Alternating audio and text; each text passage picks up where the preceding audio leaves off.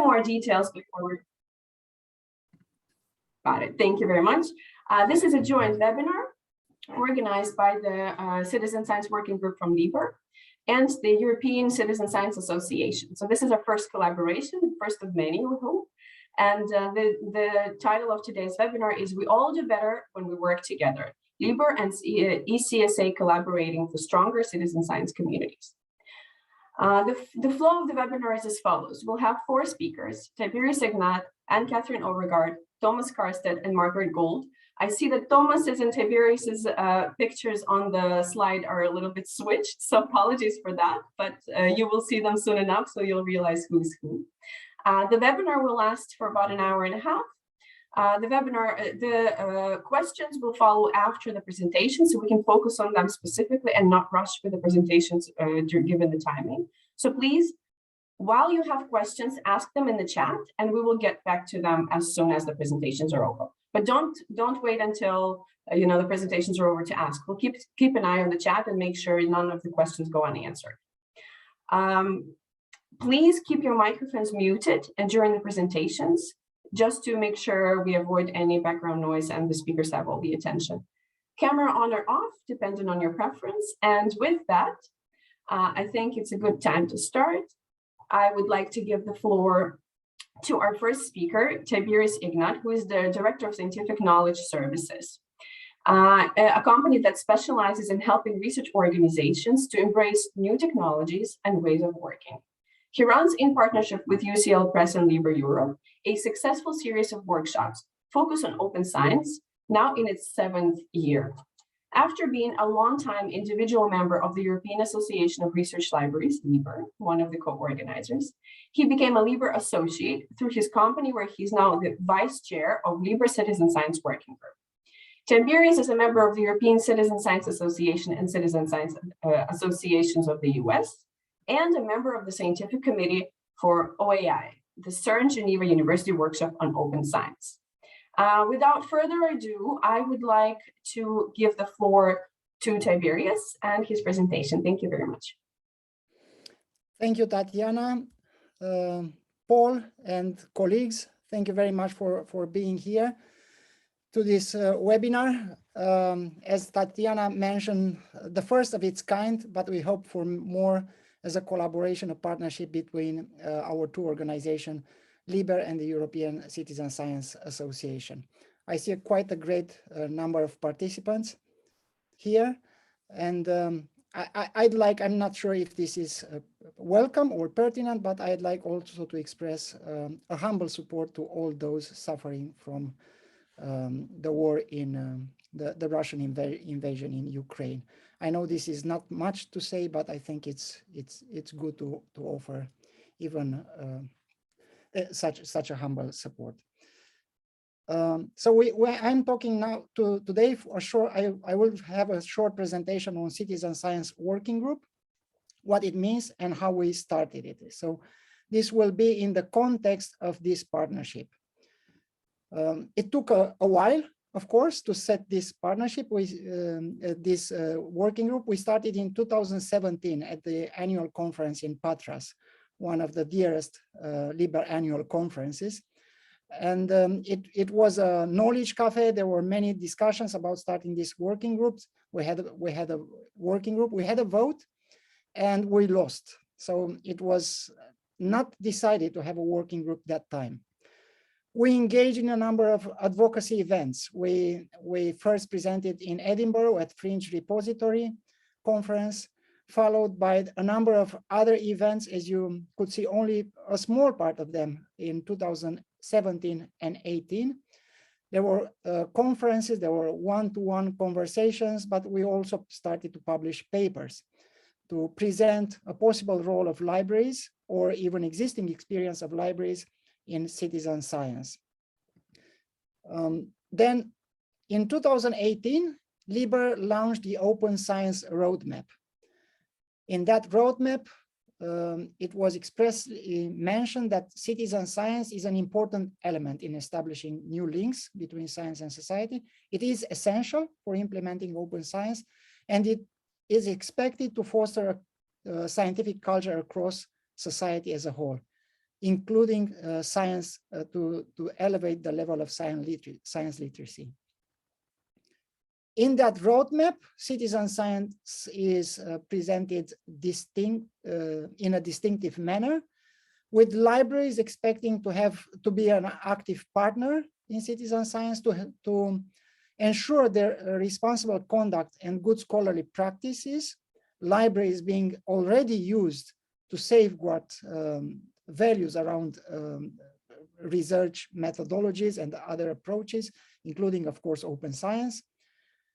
It was also mentioned that libraries are expected to develop guidelines, including such methodologies and policies, and to develop the necessary skills among librarians, readers, and others. Then in 2019, 2 years after we first tried, in 2019, finally, it was approved, this working group. It sits under the steering committee Innovative Scholarly Communication, chaired by Dr. Giannis Tsakonas from University of Patras. You have the link on the screen where you can read more about this working group. And we had an executive meeting right before the pandemic started in January 2020 in London, hosted by Dr. Paul Aries, who is our chair today. And we established 6 strategic directions: projects, staff development, partnerships and participation. Today, we see a result of this strategic direction: advocacy and policy, chaired by Thomas, who is one of the speakers today from Odense; building citizen science infrastructure at libraries, and just a second, and creating a librarian's guide to citizen science. Inspired by the US librarian's guide to citizen science, we wanted to create a European one, which is focused on research librarians. This is the current team, the active members, 15 active members from 11 countries. I think we are doing reasonably well in terms of balances. We encourage more colleagues from national libraries to join our group. It was part of our first meeting. It was to define and to work on our own definition of success. Of course, we are assessed by others, we are even judged by others, but we want always to reflect and to check against our own definition of success. And that is reaching our goals, as we have in our playbook, in giving no more than 2 hours a week. Responsible volunteership, how do you say that? Volunteer work, responsible volunteer work. How did we do so far? In terms of projects, LIBER, and I'm not speaking here about members of the LIBER Association, I'm speaking about LIBER alone, is already in 2 projects. One started in 2019 and it's about to finish this year. And the other one we started in January this year. Thomas is part of that project.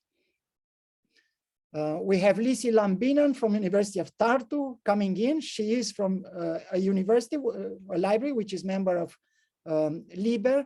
And Lisi is also the leader of another project, but is not mentioned here. As I said, I mentioned only the LIBER project, citizen science project. Webinars, we did a great number of webinars in this, of course, also helped by the pandemic context.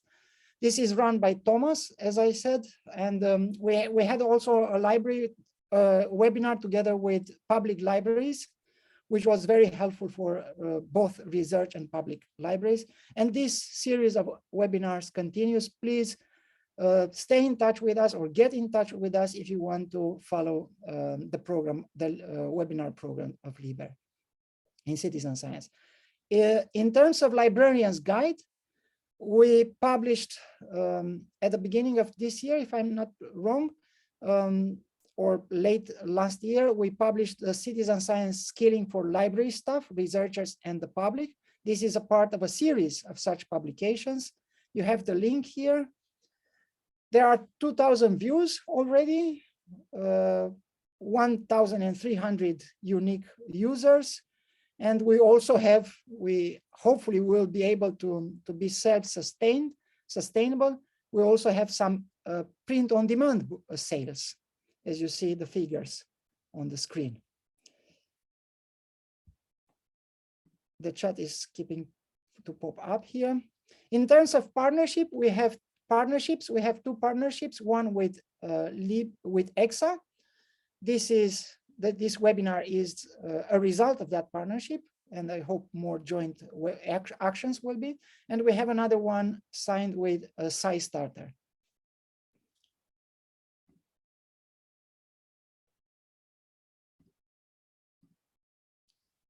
I will try to come to the finish line by saying why citizen science is good for your library. It better connects with your patrons, of course. You as a library contribute to educating people. You become a stakeholder of trust, as you are already a stakeholder for knowledge, because citizen science is building more trust in research.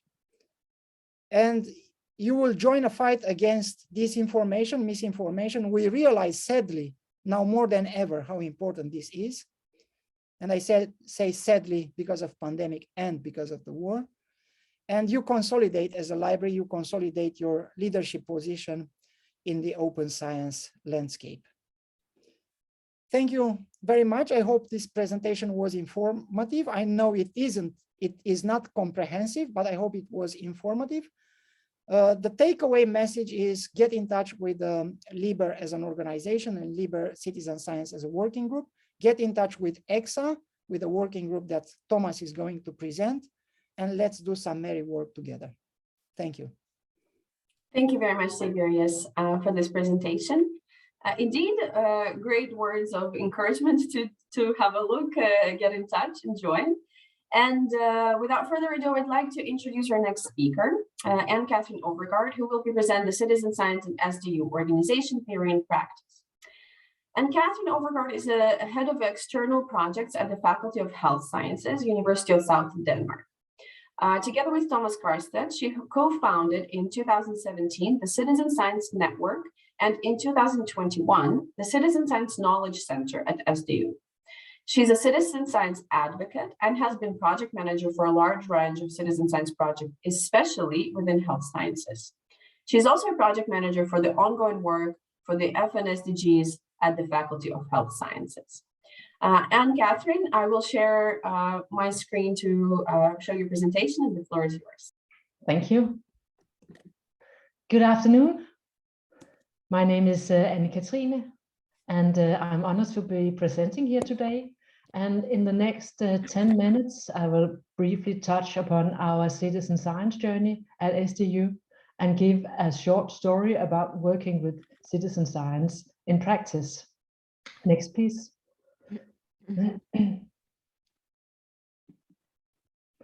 I'm from the Faculty of Health Sciences, and I have been working with Thomas Carson, who you will meet in the next presentation, from the library for the last 6 years.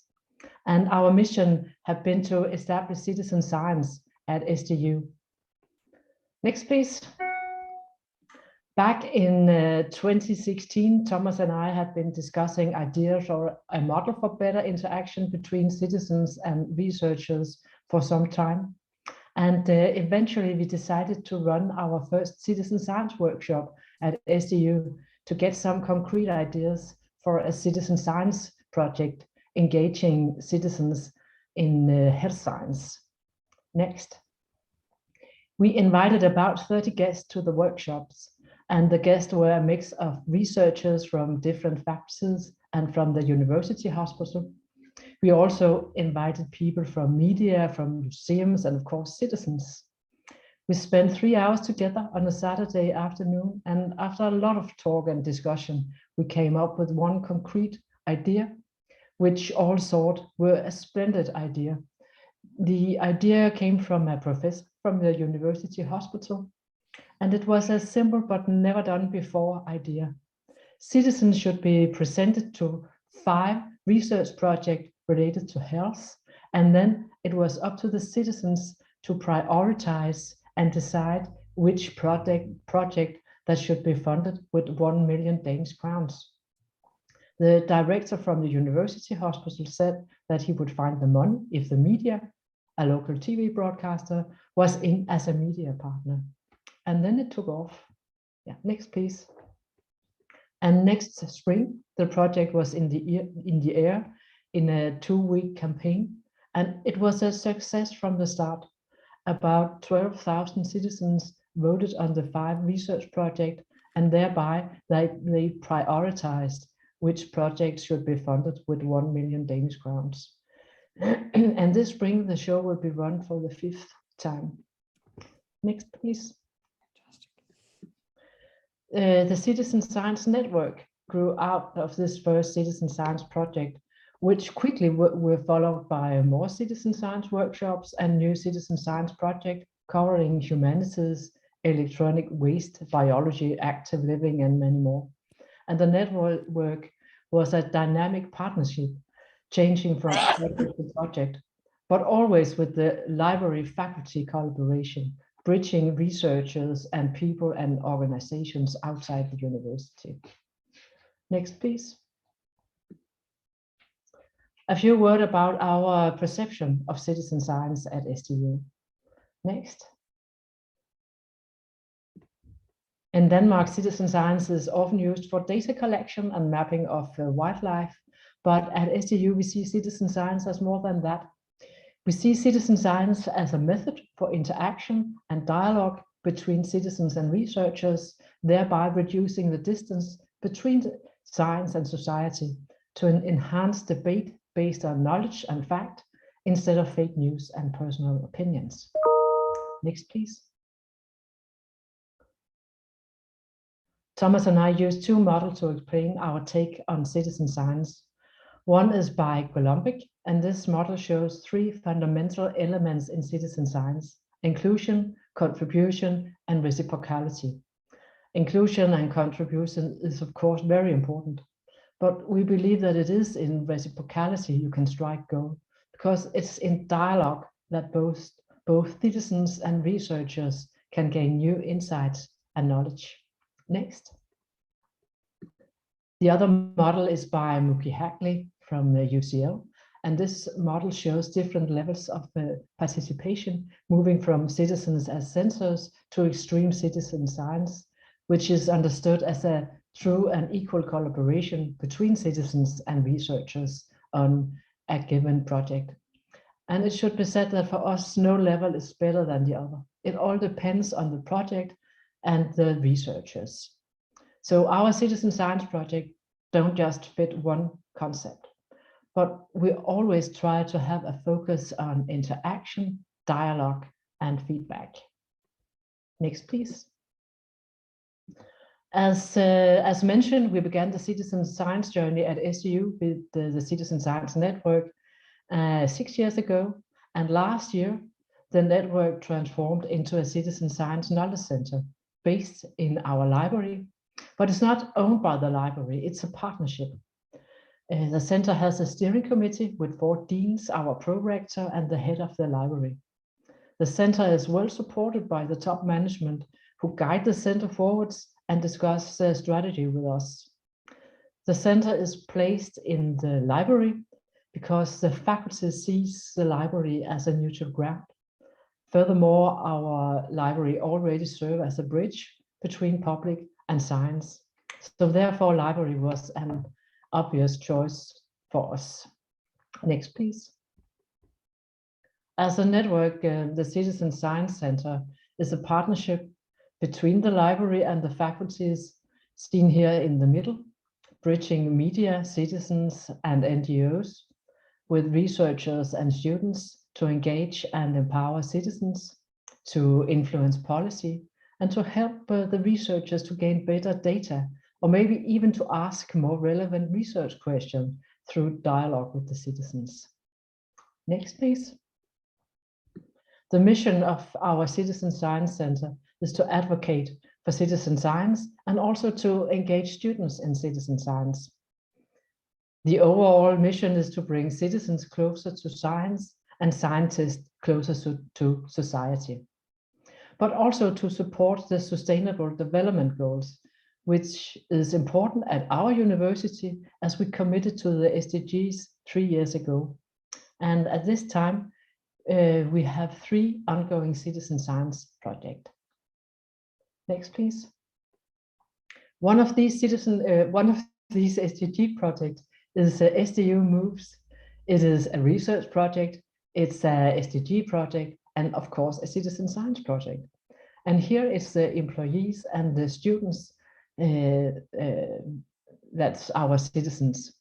And the aim of the project is to make physical activity a part of everyday life at SDU. As mentioned earlier, we always try to have a focus on interaction, dialogue, and feedback during citizen science project. Ideally, a community. And it should be easy when the citizens and employees are employees and students at our own university, but not at SDU, because we're not allowed to send emails to the employees and the students. And the SDU's social media are mostly for recruitment of new students and not used for internal purposes. But once a year for 3 years, we are allowed to send a survey to both employees and students. And this is an important key to basic data in this project.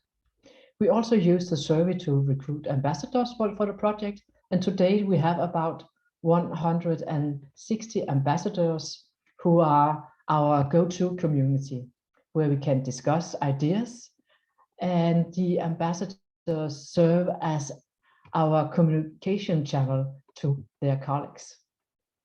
The project has been running for 1.5 years now, and we are still in process to establish physical activity as a part of everyday work here at SDU.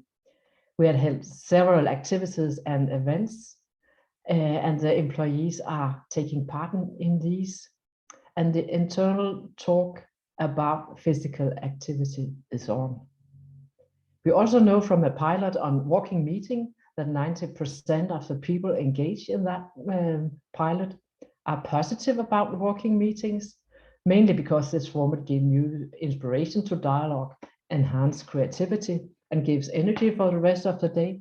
But at the same time, only a few employees use the meeting format regularly because it is not seen as a serious or well accepted meeting format among colleagues, meaning that we must advocate for this meeting format to make it well accepted. We also learned that the new meeting format was unfamiliar to many, and we must therefore showcase how to plan and execute a walking meeting. But we thought that walking meeting was simple, but we learned from our citizens that this is not the case. Therefore, after a dialogue with our community, we agreed this spring to launch a campaign for walk and talk as a meeting format in line with traditional indoor sitting meeting formats.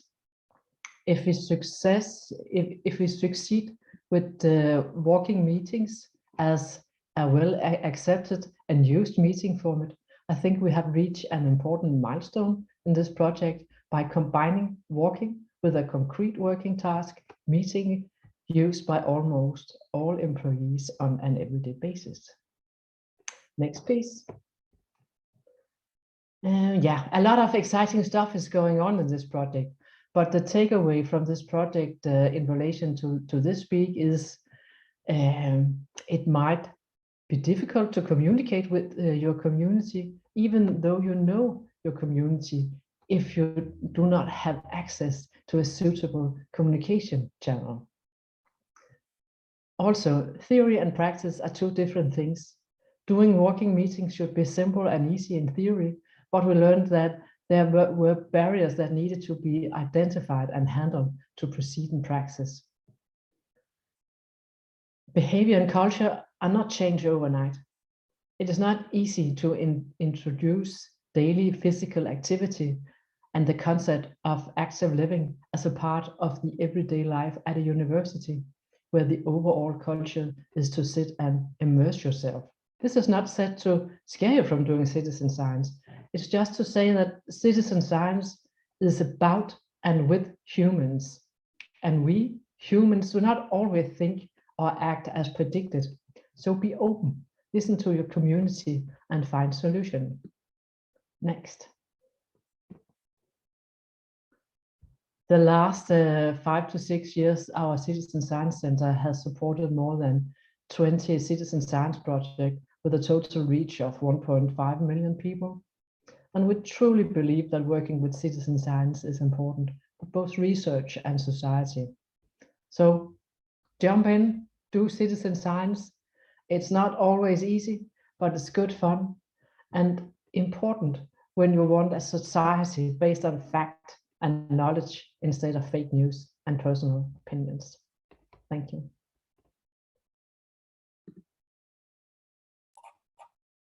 Thank you very much, Anne-Catherine. Very interesting example of how citizen science activities are organized. But without stealing the time from our presenters, I would like to give the floor for the ESCA Working Group Citizen Science in Universities presentation by Thomas Carson. Thomas is the Deputy Library Director at the University of Southern Denmark. Together with Anne-Catherine, he co-founded in 2017 the Citizen Science Network, and in 2021, Citizen Science Knowledge Center, SDU. The Citizen Science Advocate has been a project manager for a wide range of projects, as well as Vice Chair of the SDU Citizen Science Talent Program. He's chair in this ECSA working group, as well as being Vice Chair of the LIBER Citizen Science Working Group. So a great connector in that sense. Please, Thomas, the floor is yours. We can see your screen. Thank you, Tanya, and thank you for having me. First of all, I will say that this webinar is actually a quite important and symbolic step in the growth of citizen science. I think Paul Erich, who's here, and Tiberius, and you have worked with white papers since the last few years, and LIBER has made a strategy. And I think within the last few years, a lot of network and collaboration, both between libraries and universities, are actually popping up right now. So I think it's actually quite an important phase for citizen science and open science in general. I will talk for 10 minutes about the ECSA Citizen Science Working Group. And first of all, observant people will see a certain overlap, because Tiberius and I are together with a lot of other people here, including Paul, in the ECSA Citizen Science Working Group. And Tiberius and I approached ECSA a few years back because we felt that the results and the network we were getting in the LIBER Citizen Science Working Group and the foundation we acknowledged within universities, to some degree, it could be rooted deeper. And ECSA was really respondent in saying, yeah, sure, come up with a proposal if you can find a good bunch of people at universities. So beginning last year, we made the Citizen Science and Universities Working Group in ECSA. And again, round up the usual suspects. It's not a closed party. There are other people than Tiberius and myself involved. I will show that at the end. I will try to share my slide. So the purpose of our working group, I'll say a little bit about the formalities and then a little bit about my personal opinion to why this is important.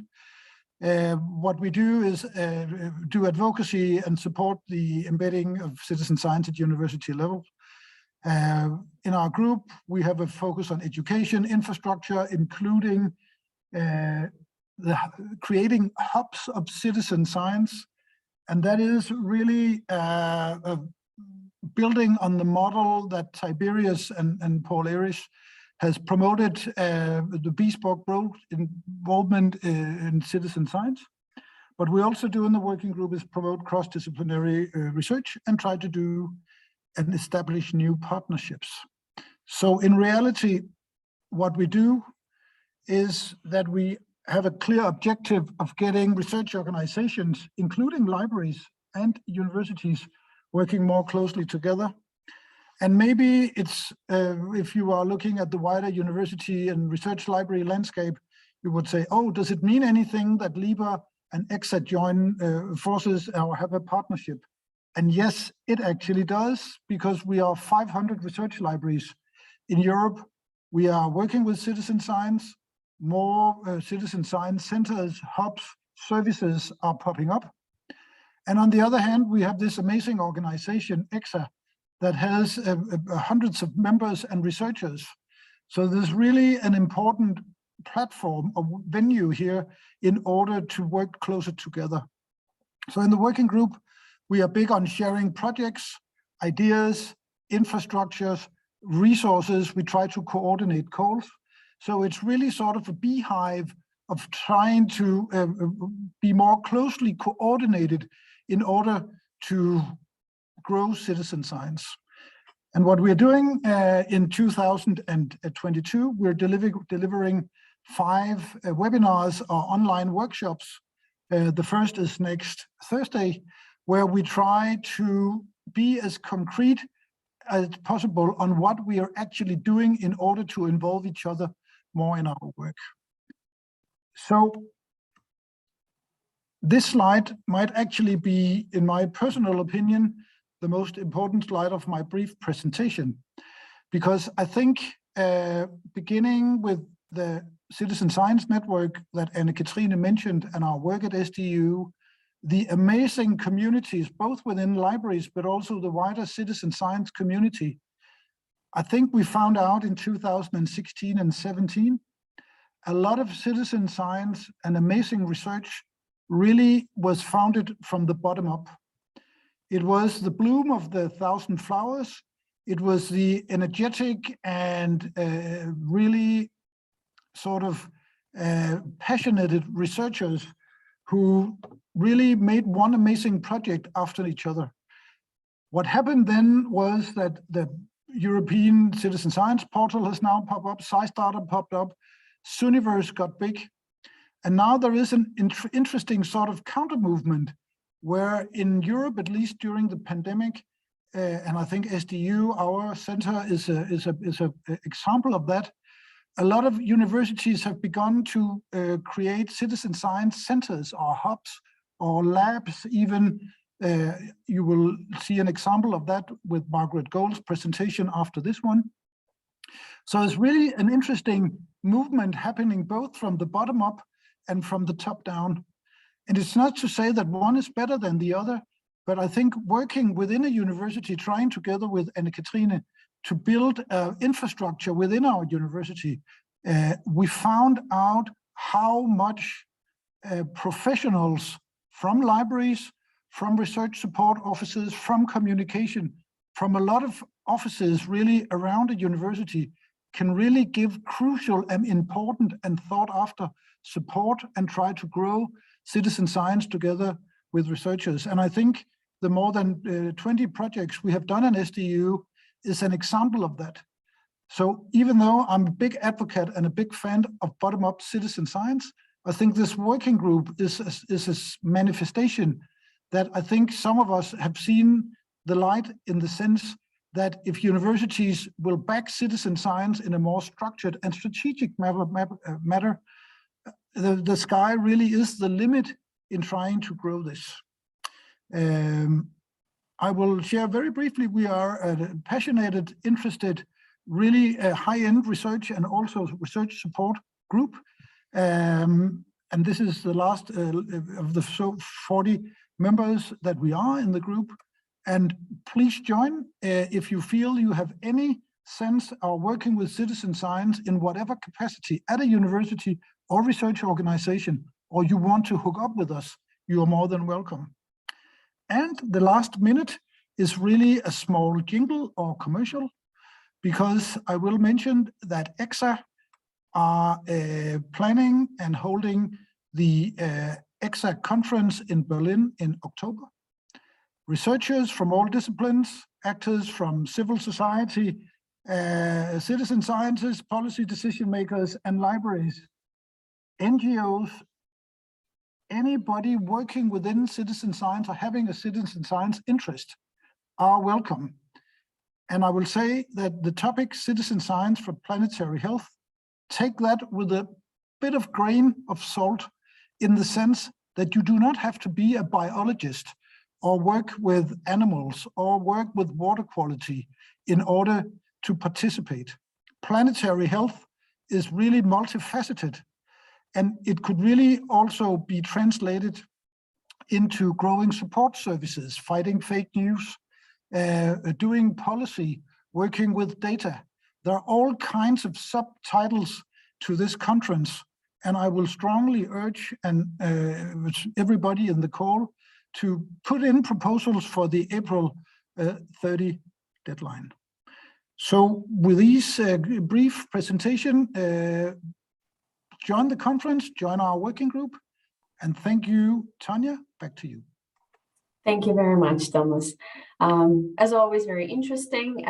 Great. There's a call for action in the end. Perhaps you could post a link in the chat so people can access the call a little bit easier.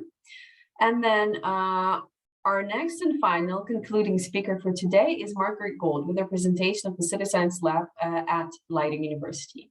Margaret Gold is the coordinator of the Citizen Science Lab at Leiden University, which is a project incubator and a knowledge hub that brings together scientists, policymakers, citizens, and other stakeholders in participatory research projects that address scientific questions and urgent societal issues.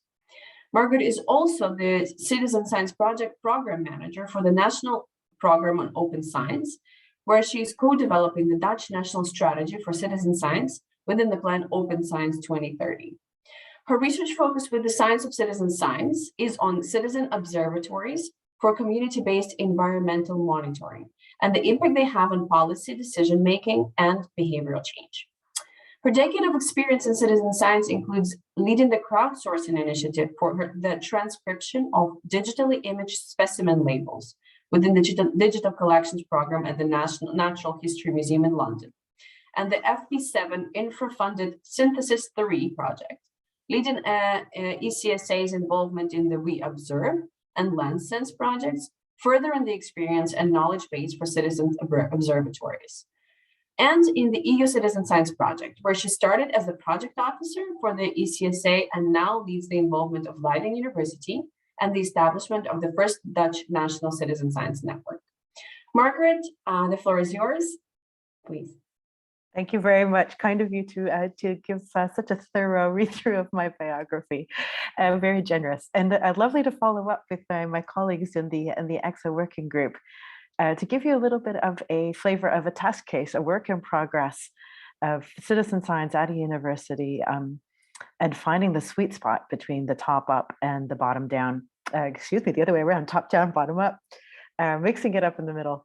And how our progress is so far, and what we're learning in practice so far.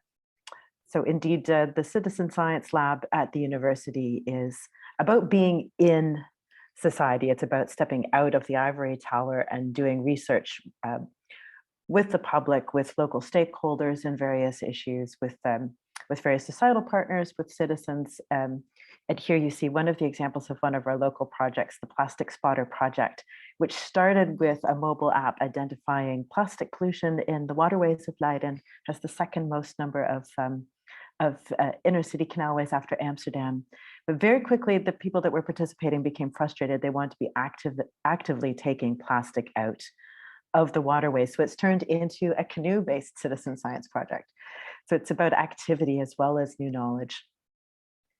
Citizen Science Lab is still fairly young. We were launched in 2018 at a university that's a very classical university.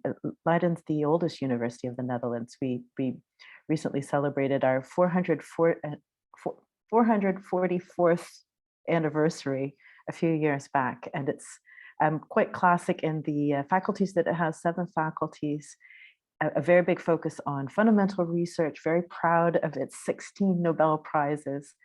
So it's interesting that from such a classic university, there's so much energy to engage with the public. And this is one of the showcase projects that brought about the Citizen Science Lab. This is the ISPEX project.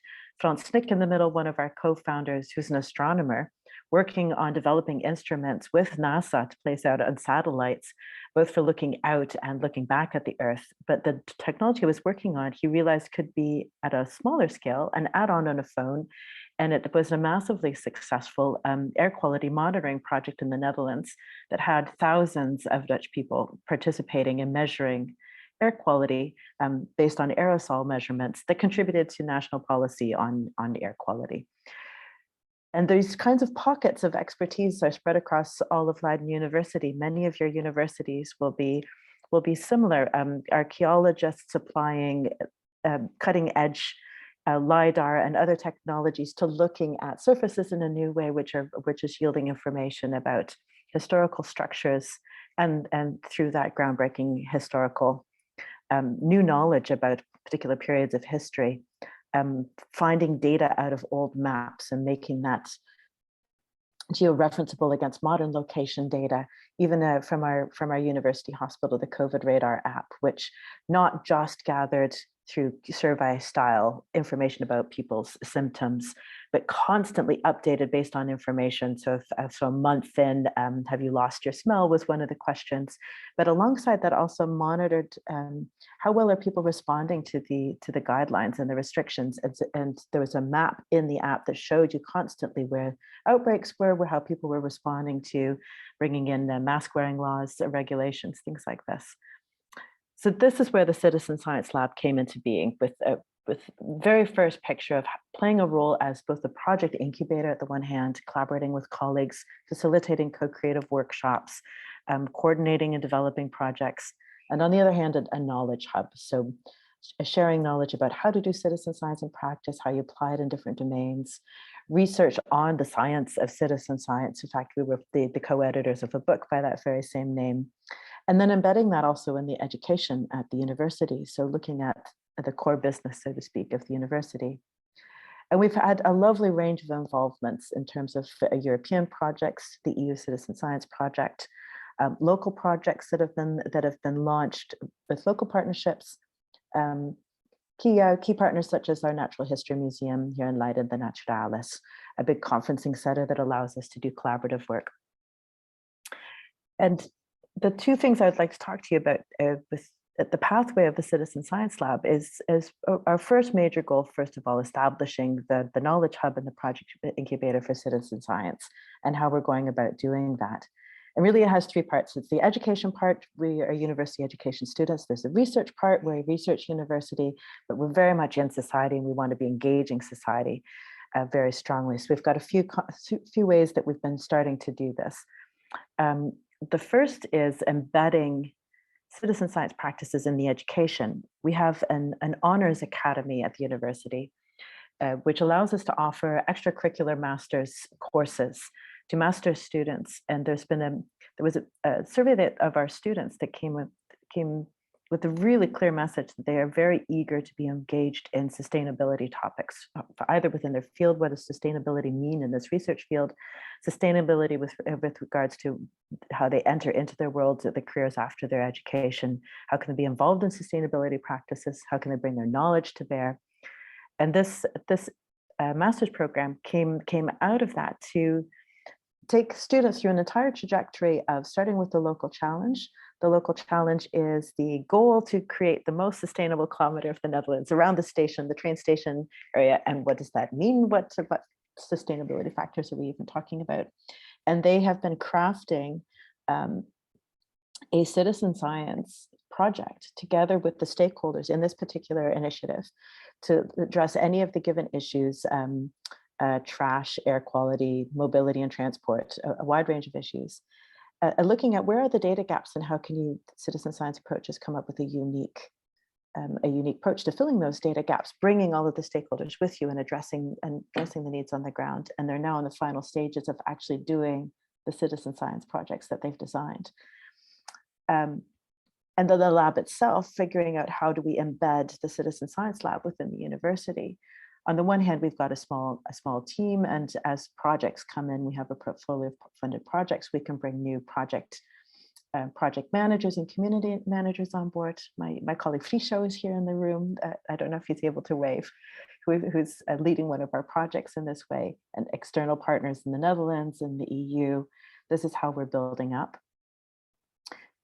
But how do you embed citizen science at a university, especially a classical university? So looking again at our 7 faculties, one of our starting points was to develop an ambassadorial style relationship with people in each of the faculties who form our scientific core group. It's simply a communication channel with often younger researchers, postdocs or assistant professors or professors who are doing really exciting things that are already strong synergies with citizen science or public engagement, societal inclusion, these kinds of themes and topics, who really understand the added value of citizen science approaches.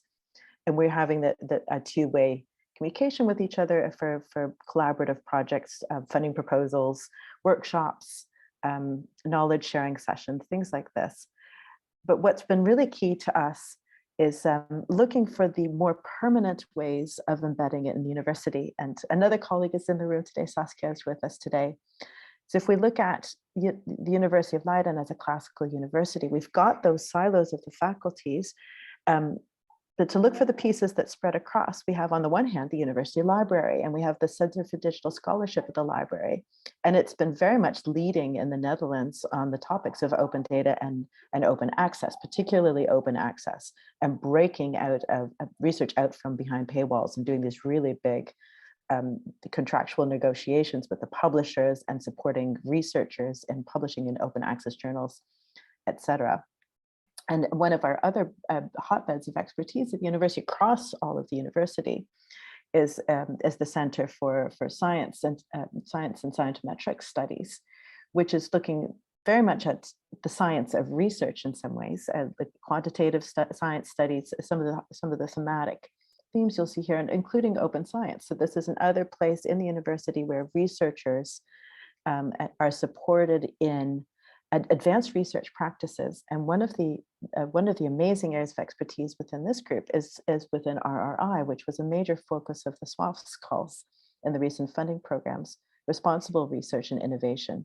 So a ton of expertise here about, but both from a very traditional top-down perspective, so to speak, starting with fundamental research, supporting researchers, certainly moving practice forward to the future of how we want science to be done and opening it up.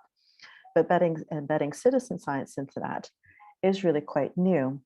So it brings me to another aspect of our strategic goals for the lab that is turning out to be really crucial, because my colleagues in various faculties are telling me, especially the younger to middle generation, they're really eager to innovate. They believe very strongly in what we can achieve together if you do research together with society, also with society informing you what the path should be prioritized for their needs and desires and the crises facing us. But embedding this in open science has turned out to be one of the key ways to achieve this within the university. So this picture you might be familiar with from the Science of Citizen Science book, bringing the world of open science and citizen science and responsible research and innovation together to show where they're synergistic, where they're complementing each other, and where citizen science actually plays a key role in opening up these practices. But here in the Netherlands, we've got a national program for open science that pictures it just slightly differently. And of course, we've put citizen science at the heart of it, but a really strong emphasis on the transdisciplinary research nature of citizen science, even if it's a puristic question at the heart, perhaps a biodiversity question, you would say, well, that's environmental sciences. But still, how you go about designing and executing the project is leaning very much on social science practices, perhaps psychology practices, perhaps communication, science communication practices. So all of these are coming together in a really beautiful way. And what's fueling our ability to embed citizen science within our particular university, but also colleague universities in the Netherlands, is this initiative at the national level to open up open science further to now also include societal engagement and citizen science. And these are the 3 program lines that are within the National Program for Open Science in the Netherlands, which the Citizen Science Lab is also leading. As Tatiana mentioned, I'm also the program line manager for the Citizen Science program within this. And just to zoom into the main focuses of citizen science here, really just out of the starting blocks, raising awareness about what citizen science is, what it can be, its impacts, consolidating best practice, building capacity amongst researchers, but also societal practitioners, enhancing transdisciplinary collaboration, and developing the supportive infrastructures. And this is where I look back to what my own university is already doing quite beautifully, supported from out of the library, so that we've got two particular groups within the university that are looking at transdisciplinary, or at least cross-faculty skills sharing, where these skills are relevant for a very wide range of domains of science, domains of research. And then a very broadly defined vision. Anybody interested in getting more details from me, I'd be very happy to share this with you. And I will leave those there for you to read another time, because I want to get to this goal. And I'm jumping around our goals a little bit, because the final arm of citizen science, of course, is the societal aspect, and being out in society, outside of the ivory tower, that picture of the canoe on the canal that I started with. And these are some of our local partners here in the city of Leiden that are really crucial for us for that. Leiden is a knowledge city. There's a partnership between all the tertiary education in the city. There's an initiative to learn with the city, which is especially taking the students from the University of Applied Sciences into practical projects with residents addressing local needs, concepts such as science shops, but also Leiden as a conference city, and the kinds of conferences that are constantly coming. And the one that for us is important is Leiden 2022, where we are the European City of Science this year. And what we're doing together in partnership with many of our colleagues, many of our research colleagues, is using this year-long focus on science, celebrating science, public engagement in science, with all sorts of rich activities going right into the neighborhoods. It's a very ambitious program. Just to give you a little snapshot of some of the ambitions, that wall full of QR codes, that's actually a snapshot of a wall, all these little blocks, all those little colorful QR codes. Every single day of the year has a theme, a named theme. Today the theme is choose, because it happens to be our municipal elections day. All of the Netherlands, all of the municipalities are having their municipal elections. So the word for today in the tear-off calendar is choice, choose, with a QR code that opens up all of the activities that are happening, such as activities with local schools where the students are running their own mini elections representing different parties and talking about issues that they care about here. So how do you make this connection between these big science festivals, conferences, and things happening locally, bringing this out into the neighborhoods, breaking away from the museums? Leiden has a richness of museums, but still not everybody is a museum goer. So getting out into those neighborhoods. And there's one key way that we do that. And once again, if I could get my colleague Fisho to wave in some way, because he's the project manager for this initiative. And it's the post box 71. 71 is the local telephone area code actually for Leiden, but we're calling it the post box 71. And it's a channel for questions. There's Fisho waving his hand. Hold on. The questions, we're encouraging people to have scientific questions in response to all of these events, these calendar of events. There's a daily radio program. There's the big ESOF conference coming with the 22 questions there, big themes, big topics constantly being introduced throughout the year. People can come with questions to the post box, and we connect that with colleagues that can give answers in interesting ways. But out of this are also coming questions that we're going to be turning into citizen science projects. And this is where it's really key to be getting people engaged on the ground, involved in the ground, in doing research together, investigating these scientific topics together. And really, we've got kind of a wide portfolio of everything from public engagement, dialogue, to citizen science proper, to co-created from questions from the city, to have those questions come straight from residents of the city. And then our goal is to answer those questions with let's go find out. And that's in collaboration with colleagues. So this is where we're trying to find the sweet spot in the middle. And as I mentioned, it's work in progress. We're still fairly young, and I look forward to sharing with both working groups as we progress how we do this in practice and what we bump into in practice. Thank you very much, Margaret, for this very comprehensive overview of what you do. As an alumna from Leiden University, I kind of think, I wish I had that when I was studying there years ago. Thanks very much. So I think now is the time for questions. We have a few in the chat, but please feel free to post more if you have any, but we'll start with the ones we already have. I think the first question comes from Andreas Hedberg from Sweden. And he is asking you, Thomas, to share 1 or 2 examples of exciting bottom-up citizen science projects. I think bottom-up citizen science projects can be done in 2 ways. And I would really say that also others, Margaret, you have probably more examples than I have.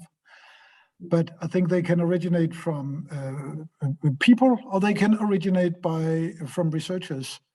And I think a project that we are trying to get on the ground in Denmark is a project about dementia, where there is a dialogue with the community and relatives and caring personnel working within this area in order to make society more accommodating for people with dementia.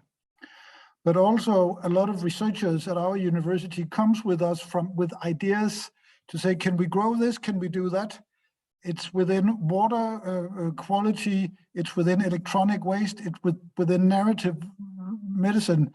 I think I will probably hand over to some of the other speakers. There are so many bottom-up projects that basically, if you go to SciStarter or some of the other portals, I think right now online there might be between 4,000 or 5,000 citizen science projects online, and most of them would be considered bottom-up.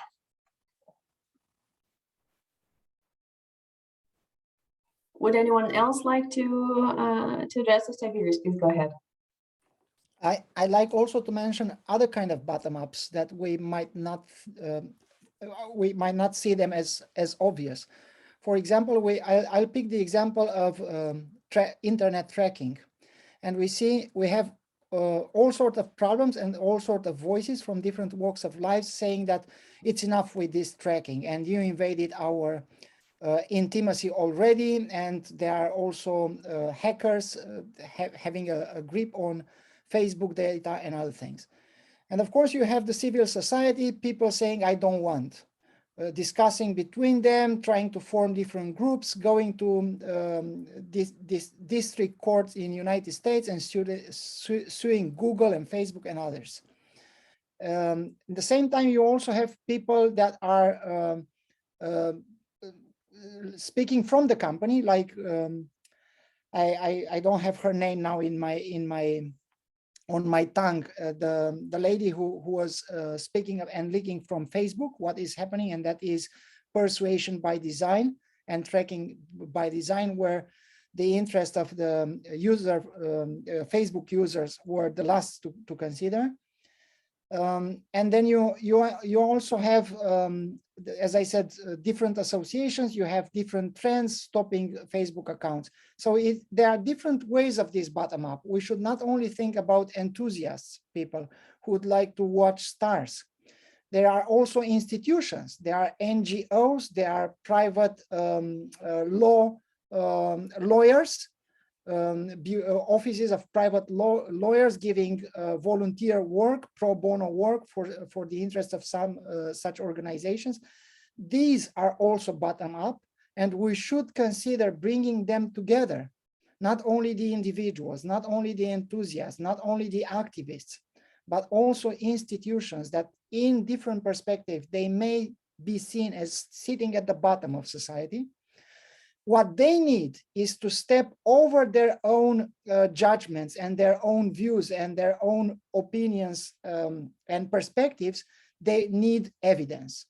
And who is best situated than research organizations and researchers to create this evidence and to create a space of criticisms in a dialectic manner, which is hard for society, untrained people and organization to support.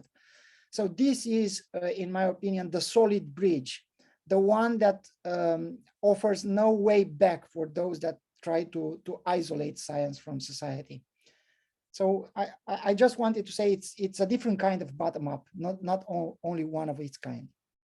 Thanks, Tiberius, and thanks for raising a few other issues there. Margaret also posted a link to the publication that came out today, correct, Margaret, in the chat, so please check that out. Does anybody else want to contribute to a next example of exciting bottom-up projects? If not, we can also move on to the next questions. We have quite a few in the chat. We're accumulating more and more. So maybe let's move on quickly. Question from Oliver Blake. Are there any examples of collaboration with public libraries to extend citizen science to the public? And what opportunities are there to build partnerships with public libraries to further citizen science? Who would like to take Thomas here first? Go ahead. I can answer on two levels. First, on the organizational, institutional level, both IFLA, the big library organization, and IBLIDA, European Public Libraries, have formulated strategies, roadmaps, and are applying for funding for public library engagement in the UN SDGs and citizen science. And also within a lot of countries, public libraries are working strategically also in Denmark to embed themselves in the SDG work. So again, there is a major window of opportunity as a new partner in citizen science. So right now there is a few examples, or if you just take the UN SDGs, for example, in Germany alone, 50 libraries have SDG projects. Are they citizen science? No, but they're bordering it. They're very close to it. They have some of the same objectives. So a few examples from our own neck of the woods. We do Globe at Night events with our local libraries on light pollution. We have 25 local libraries supporting our water quality data collections in Denmark. And tomorrow I'm doing, together with public library managers, a webinar on competence development for public libraries. Probably we have looked quite closely to the Barcelona model, and Josep Perello and some of the people in Barcelona that has done projects there.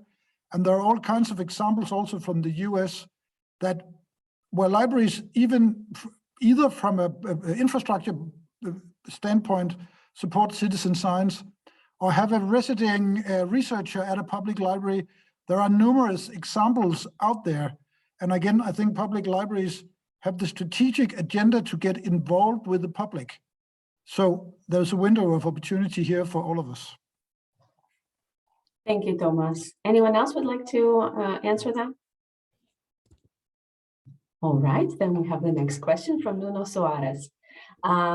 Could you share strategies used to attract citizens to participate in projects? A very interesting question. I think many people might have that. Could you please repeat the question, Sure. Tanya? Could you share strategies used to attract citizens to participate in projects? Margaret, please. Yeah, I can address that maybe a little bit. It would be a chapter worth or a book worth of an answer, but it often boils down to getting to the core of the motivations for why people participate. There's quite an interesting branch in the field of citizen science of research into why people have been motivated to take part in a project. Some of it gets down to the implicit promise of the citizen science project. So by doing this, you are helping scientists to research that. So there's the interest in that research happening, and it can be very personal. So if you're helping cancer research, it might be because of a family story. It could be out of passionate interest. So if you're helping astronomy research, it might be out of a fascination for the stars. If you're helping monitor air quality, it might be because you care very much about air quality. And the interesting anecdotes that come from people in the field about these projects is that the answers are very surprising. So having a constant dialogue about why people might be interesting helps you craft the messaging that invites them to be involved. So the call to action saying, help this type of research, or help us address biodiversity collapse, or help protect the local owl. But just to share one anecdote with you, the Curious Noses project that's described in the report that I just shared with you, one of the researchers in Antwerp who was at tables in the community and sharing these little diffusion tubes with people to take part in this air quality monitoring project, had a surprisingly large number of grandmothers at the table, almost all with the story, my grandchild has asthma. And it was an activist desire to address air quality in the city driven by a family health concern. So you might care broadly about air quality, but actually it's something highly personal that you want to see action taken on because of that. So it takes a little bit of dialogue work with people about what the click is for them, for why this is very interesting to do. And sometimes it's just an enjoyable day. So another example from colleagues in California that are running coastal biodiversity projects, active community of people that they asked, well, what did you enjoy about this project? Why did you take part? And some people said, I came to rely on my weekly walk along the coastline. It just gave me this, I was doing something active and useful while I was doing it, but just got me out there and having a walk and blowing the cobwebs away. And other people said that was my social moment. This was getting together with the group, doing something useful while you chit chat, knowing that you're making a difference, knowing that you're helping science, but it was the social moment for me. So very long answer, but hopefully gave you some Thanks, Margaret. Would anyone else like to add anything to the strategies used to attract Tiberius? If no one else is before me, we are in a project which is working on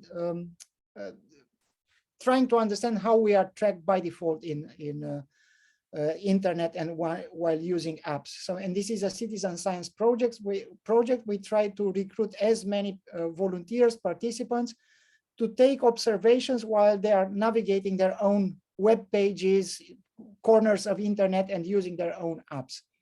Now, we are 10 partners in this project, and we've noticed that on the research side, it's a dominant male world in terms of who is studying in IT in this sector, who is employed, and who is doing research is dominated by males. So what we decided to do in our project, and this is as an example how you decide on strategies, it was to try to recruit on the volunteer side as many non-male participants as possible. One of the member of the consortium, which was recruited to be part of this consortium, it is the Hungarian Association of Women Researchers. And to make it short, part of these strategies is, of course, observing the participants that are coming to your citizen science project, but is also the design of this engagement and the design of this recruitment. In our case, and this is what I wanted to highlight, it was to recruit participants that are not necessarily male, although they are welcome as well. Thank you, Tiberius. Unless someone else wants to add, Thomas, did you want to add something? It's just building on what Margaret said. And Katrina and I comes from an event today for planting plants for biodiversity at our university or the area around it. And it's really, really clear that people came because they're interested in sustainability, but they also wanted to have a good time with their colleagues and have a walk in some fresh air. So the motivation of citizens and the why for participants is sometimes very close to the heart and not some big societal objective. And I think that's important when doing communication in projects. Thanks a lot, Thomas. We have quite a few questions piling up, so I will quickly get to it. And the next one comes from Karina Weikman. And the question is, what are, according to you, the potential synergies for citizen science centers at universities and national global citizen science networks? I see a potential overlap in the goals, for example, in building capacities, developing training tools, etc., which might result in two organizations doing the same work. Would anyone like to take a stab at this question?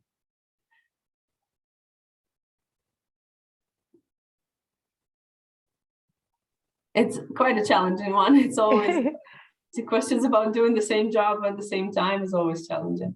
I think Margaret was first, and then Thomas, please go ahead. Well, I've hesitated to talk too much, but seizing on the synergies between national networks and global networks and universities, especially for my colleagues, it's about examples. There's so much desire and eagerness to innovate and get involved in these topics, but figuring out where to start. So the combination of knowledge sharing with all the beautiful guidelines and guidance documents that are being produced by practitioners in the field, but then really specific examples in their field of practice and talking to people in their domain about, so how did you do this and how did you handle that? And there's a little bit of a fear factor of, I have to leave my lovely little safe office with all my gorgeous books, and I have to go out and talk with people, get my hands dirty.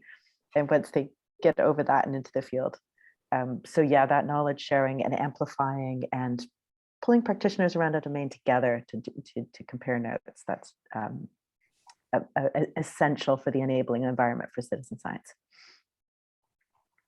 Thanks. Thomas, I think you also wanted to add something?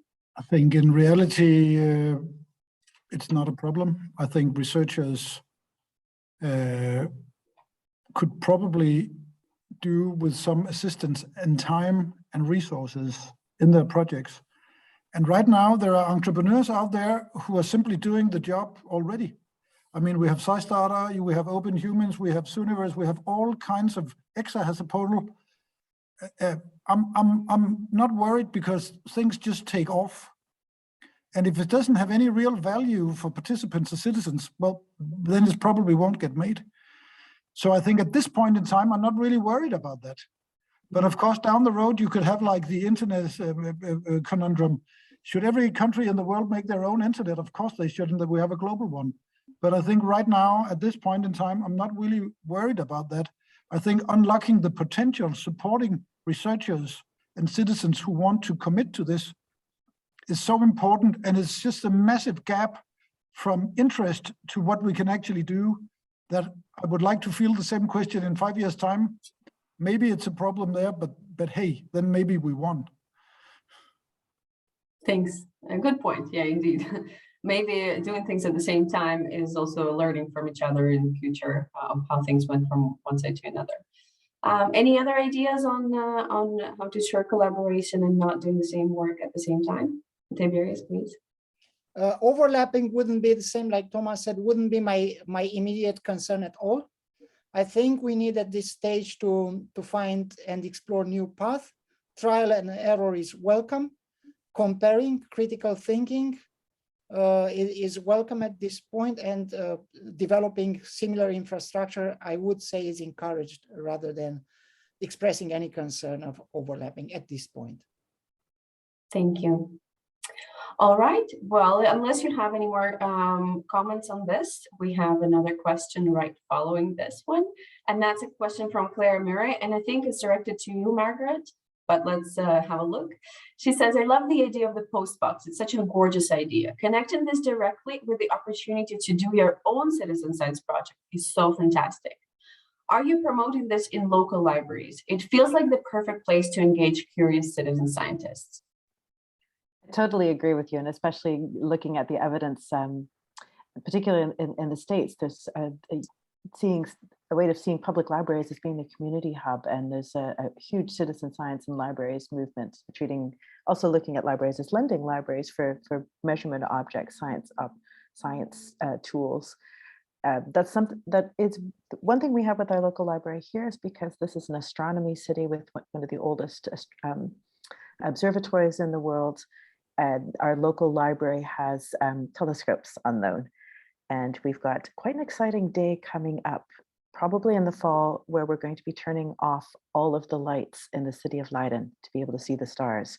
We're going to have a dark sky night, and we will absolutely be engaging the libraries in that. But I'm still at the stage of getting quite a clear, tangible materials package together with them before approaching them, because I want to make it as easy to do as possible, an easy step, so that they can immediately have ideas about how they can help share the word and engage the library goers in this. So it's a pending collaboration.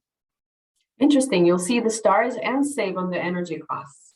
Yes, that's actually one of the citizen science project ideas. What's the energy saving impact of turning off the lights? Fantastic. And we actually measure the impact on the grid. Thanks. One more question from Karin Dubsky. Thank you so much for really super presentations. Here's a niche area, but do you have any citizen science projects around offshore wind and or involving fishermen or those maintaining offshore wind? And I think that's an open question to anyone who would like to address it. or anyone who has projects in that area? No. We don't have any, but I have an observation.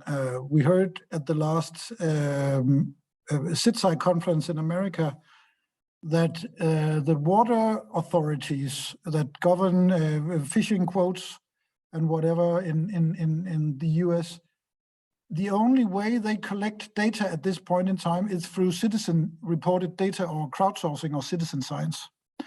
So there is a development going on there. On the other hand, at SDU, we have numerous biologists that have all kinds of projects where, on the other hand, fishermen also report data. And in Denmark, we have a DTU, I think what is called the Fishing Journal or Fangstjournalen, where fishermen that work in the free time simply report data when they're out in nature already. So there is a development or a community or some strains there already. Great, thanks, Thomas. I see there has been quite a conversation going on in the chat, so it's not maybe necessary to repeat it. And I see people sharing resources, fantastic. That's why we wanted to have this webinar, to see what the collaboration opportunities are. And it's great that people are very active in this. We don't have any more questions at this moment coming from the audience. So I would encourage you, if you have one, please type it in the chat while I give the floor to Thomas. It's just maybe a parting observation, and I think it's wrote quite beautifully from Karen Dubsky out in the chat. I think what we at SDU found out coming from a library, and we have a lot of good library colleagues from the LIBER working group in this meeting or this webinar. I think it's important that libraries actually, and I'm sure Anne-Katrine will support this, the citizen science activities as SDU is not owned, run, governed, or serviced exclusively by the library. But the library is this very good place for a partnership, because all faculties feel included. It's not that it's owned by the biologists or the doctors or the social scientists. So the library is really this neutral place that is very fit for coordination also, because we have quite a few good people working at our library with the skills to do it. So it's just a comment on this in the chat that I actually think that's a pretty good observation. Thanks, Thomas. I think there's a lot of thanks and interested people in the chat. Thank you all very much for your interest, for your active participation. Thank you very much to all of our speakers today for your wonderful presentations, very informative.